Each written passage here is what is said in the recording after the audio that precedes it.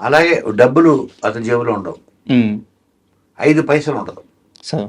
ఒక కార్డు ఉండదు, ఓ పర్స్ ఉండదు, ఉమ్. డ్రైవర్ దగ్గర ఉంటుంది. సార్.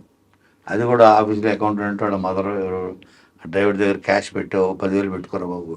ఈయన గుర్తుండదని వాళ్ళు క్యాష్ పెడతారు. గుర్తు కదా, ఓకే ఓకే, అతను తెలియదు, అతను మెయింటైన్ చేయడం తెలియదు. సో హీఈస్ క్యాష్, డబ్బు కోసం మనం ఆస్తుల కోసం ఉమ్. సినిమాలు తీయాలి.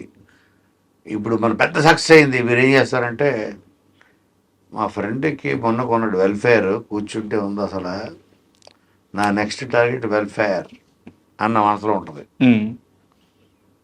తనకు అదేం లేదు. వెంకట రాము నేను చిన్న కారు వేసుకు పర్లే పదేళ్ళలో మారుతి ఉమ్.